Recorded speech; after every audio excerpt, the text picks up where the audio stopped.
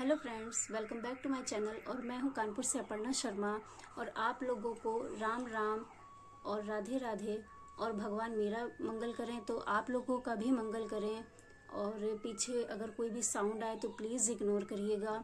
और जैसे कि आप पीछे देख रहे हैं, टॉयज़ हैं, ये सब एक्चुअली मेरी बेटी का रूम है, तो ये थोड़ा सा शांत मुझे दिख जाता है। अभी मैंने माइक नहीं लिया है, इस वजह से मैं यहाँ पर आज मैंने सोचा यहाँ पर ब्लॉग बनाती हूँ। और आप लोग को जैसे पता है कि पितृपक्ष चल रहे हैं और आज है पितृपक्ष का दूसरा दिन, द्विज है आज। और आज के दिन मैं अपनी जो सासू मॉम हैं, जिनका मैंने आपको बताया था कि वो 5-6 साल पहले ख़त्म हो चुकी थी, हम लोग के बीच में नहीं है, तो मैं उनकी छोटी सी पूजा करती हूँ। जितनी मेरी श्रद्धा और जितना मुझसे हो पाता है उतना मैं करती हूँ। तो मैंने एक्चुअली आज खाना बनाया था थोड़ा सा, और वो भी मैं आपके साथ शेयर करूँगी। और एक कथा भी सुनी थी, तो मैंने सोचा कि मैं आपके साथ भी ये छोटी सी कथा शेयर करूँ। मैं पता नहीं कह पाऊँ कथा कि ना कह पाऊँ, अगर ठीक से ना कह पाऊँ तो उसके लिए भी मैं क्षमा कहती हूँ। और कथा छोटी सी है, तो कथा ऐसी है। पहले तो जय श्री राम कथा कहने से पहले और भगवान का नाम लेते हैं। फिर कथा ऐसी है कि एक जोगा भाई थे, एक भोगा भाई थे, और दोनों ही शादीशुदा थे। और जो जोगा पति पत्नी थे वो अमीर थे, और जो भोगा पति पत्नी थे वो गरीब थे। तो पितृपक्ष जब शुरू हुए तो जोगा की पत्नी ने कहा अपने पति से कि पितृपक्ष जैसे कि शुरू हो गए हैं, तो हम लोगों को थोड़ा सा अपने पितरों के लिए भोजन बनाना चाहिए और थोड़ी सी पूजा करनी चाहिए। तो पति कंजूस था थोड़ा सा, तो उसने कहा कि नहीं, ऐसा रहने दो, करने की क्या ज़रूरत है, पैसे भी खर्च हो जाएंगे, जो भी था उसने मना कर दिया। लेकिन पत्नी ने कहा कि नहीं, करते हैं पूजा छोटी सी, और ऐसा करेंगे कि जो भोगा है उसकी पत्नी को बुला लेंगे घर में, तो वो मेरी मदद कर देगी और इस तरह से पूजा पूरी हो जाएगी। उसने भोगा की पत्नी को बुलाया और कहा कि ऐसा करते हैं कि हम लोग पूजा कर लेते हैं श्राद्ध की, ये सब चीज़ों की। तो भोगा की पत्नी ने पूरा दिन काम किया, उसका खाना ना बना करके भोजन वोजन, फिर वो विधि विधान करके चली गई। एक्चुअली बात ये भी थी कि जोगा की पत्नी अपने रिश्तेदारों में अपने जो उसका धन इतना उसने कमाया था, जो उसकी घर गृहस्थी इतने अमीर लोग जो थे, तो ये सब उसको दिखाना था अपने रिश्तेदारों में सब जगह। तो इस वजह से वो सिर्फ श्राद्ध ये सब पूजा पाठ कर रही थी ताकि लोग मेरे घर में आएं और मेरा घर देखें, मेरा रहन सहन देखें, तो मैं इतनी अमीर हूँ ये सब देखें। तो इस वजह से सिर्फ वो ये सब कर रही थी, बाकी उसका कोई ध्यान नहीं था, ना ही कोई श्रद्धा थी ये सब करने में।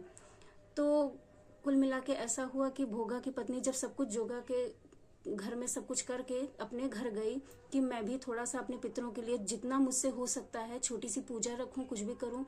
तो जब वो घर गई तो उसके पास खाने के लिए कुछ भी नहीं था, तो उसने कुछ नहीं किया। उसने छोटी सी अग्यारी करी, जिसको हम हवन भी बोलते हैं, और वही करके उसने जितनी श्रद्धा हो सके उसने किया। फिर क्या हुआ कि पितृपक्ष में फिर जब उसने पूजा कर ली तो फिर पितर आए दोपहर को घर। पहले जोगा के घर आए, फिर भोगा घर आए। तो जोगा घर में जब आए तो देखा कि मेरे लिए तो कहीं कुछ भोजन व्यवस्था नहीं करी, यहाँ तो सारे रिश्तेदार खा रहे हैं, मुझे तो किसी ने पूछा ही नहीं खाने के लिए। तो जोगा के घर से पितर दुखी होकर के अपने फिर दूसरे बेटे भोगा के घर में गए, तो जहां पर सिर्फ उन्हें अग्यारी जलती हुई दिखी छोटी सी, तो वो बेचारे राख चाट करके ही वहां से चले गए। जब नदी किनारे शाम को सारे पितर एक जगह इकट्ठा हुए तो सब तारीफ करने लगे अपने घर की कि मैं अपने बेटे के यहाँ गया था, बहू के यहाँ गया था, तो मैंने ये खाया वो खाया, सब तारीफें कर रहे थे। और जो जोगा बोगा के पितर थे वो बेचारे दुखी खड़े थे कि मुझे तो कुछ मिला नहीं, मैं तो सिर्फ राख चाट के आया। फिर कहने लगे कि आज अगर भोगा के घर में सब सारी सुख सुविधाएं होती तो शायद वो उसकी पत्नी भोजन बनाती और हम लोग खा सकते थे। तो फिर क्या हुआ कि पितृ जो थे उन्होंने प्रार्थना करी भगवान से कि हे भगवान, भोगा का घर भी सुख समृद्धि से संपन्न हो जाए, उसके घर में भोजन की व्यवस्था हो जाए सारी। तो ऐसा उन्होंने जब कहा तो फिर वैसा ही हुआ, भोगा का घर अन्न धन हर चीज से भर गया। फिर भोगा के घर में क्या हुआ, छोटी सी पीछे की बात है कि भोगा के जो बच्चे थे वो अपनी मम्मी से कह रहे थे, माँ से, कि मुझे भोजन चाहिए, तो भोजन तो था नहीं उस समय, तो उसने कहा कि आंगन में एक हौंदी रखी हुई है। पुराने समय में हौंदी बोलते थे, एक होती होगी, आप लोग को पता होगा। तो वो औंधी रखी हुई है, वहीं पर जाओ और वहां से जो भी तुम्हें मिले वो बांट के खा लेना। बच्चे वहां गए बेचारे भूखे, तो वो जब उठाया तो वहां पर बहुत सारा धन रखा हुआ था, बहुत सारी मोहरें रखी हुई थी जो पितरों ने उन्हें आशीर्वाद के रूप में दिया था। तो फिर उन्होंने क्या किया कि बच्चे अंदर आकर के माँ से बोलने लगे कि माँ वहाँ तो मोहरें हैं, धन है, सब कुछ है। माँ भी गई, उसने भी देखा देखा कि अरे यहाँ तो सब कुछ है, बहुत अच्छा हुआ है सब कुछ। फिर उसने जब अगला साल आया तो फिर उन्होंने पति पत्नी ने पितृभोज रखा खूब अच्छे से। अपने जेठ जेठानी को भी बुलाया, सबको बुलाया और सबका भोजन कराया विधि विधान से, बहुत श्रद्धा से।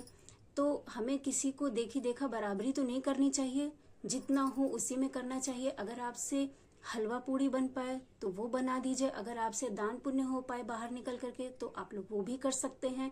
जितनी श्रद्धा, जितना हो आपके पास उतना ही कीजिए। कभी कभी लोगों के पास बहुत होता है लेकिन समय नहीं होता कुछ करने के लिए, लेकिन हमें इन सब रीति रिवाजों का भी ध्यान देना चाहिए और ये सब करना चाहिए। तो ये मेरी एक छोटी सी कथा थी जो मैं कहने की पूरी कोशिश कर रही थी। पता नहीं मैं कहाँ पर भूली, कैसे बोल पाई, नहीं बोल पाई, तो मैं ज़रूर क्षमा मांगूंगी अगर मैंने ठीक से नहीं कह पाई। तो यही छोटी सी कथा थी। और बाकी मैंने जो भोजन बनाया मैं उसका भी आपको थोड़ा सा वीडियो शेयर करूंगी। और आप लोगों को धन्यवाद जो आप लोग मेरी वीडियो देखते हैं छोटी सी। बस, राधे।